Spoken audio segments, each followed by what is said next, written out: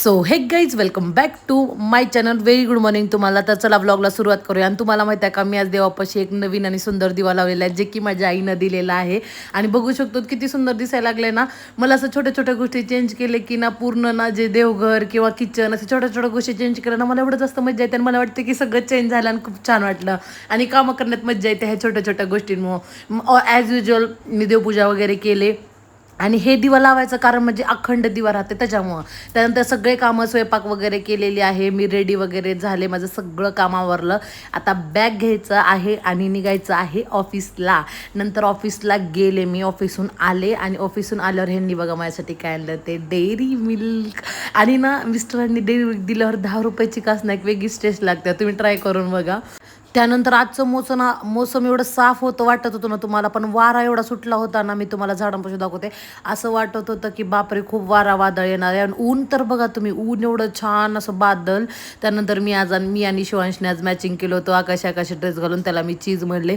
त्यानंतर जे वातावरण झालेलं आहे एवढं भारी, एवढं मस्त, असं काहीतरी गरम गरम चहा, असं भजे, वडापाव खावं असं माझ्या मनात एवढं यायलं होतं नाही वातावरण बघून. एवढा थंड वारा सुटला होता. माझ्या मैत्रिणीचं एका लग्न आहे, त्याच्यामुळे ते मंडप वगैरे केलेला आहे.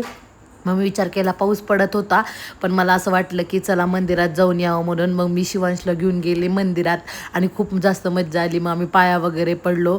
आणि त्यांना बघा तुम्ही कसं पाया पडायला, त्यांना स्वतःला टिकी लावून गेलं तर त्याला म्हणले मी पाया वगैरे किती गुड बॉय आहे ना. त्यानंतर घरी आले, मी फ्रेश वगैरे झाले. आणि मला अजूनसुद्धा पाऊस पडायला तर ना, त्याची क्रेविंगच संपणा गेली. ती काहीतरी वडापाव खाऊ वाटायला तर करायला तर.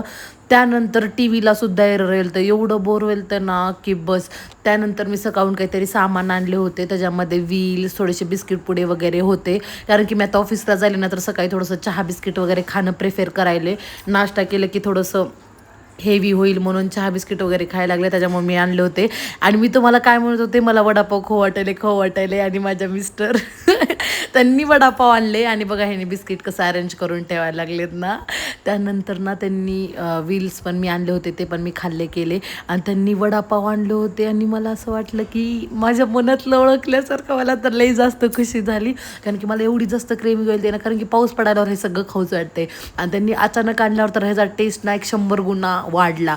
आणि मला एवढं जास्त भारी वाटलं ना, खरं मला ह्याचं टेस्ट असं वाटायला तर की ओ माय गॉड. आणि त्यासोबत मी मिरची पण खाल्ले. भेटूया नेक्स्ट व्हिडिओमध्ये, तोपर्यंत tata bye bye, lots of love. आणि तुम्ही पण एन्जॉय करा.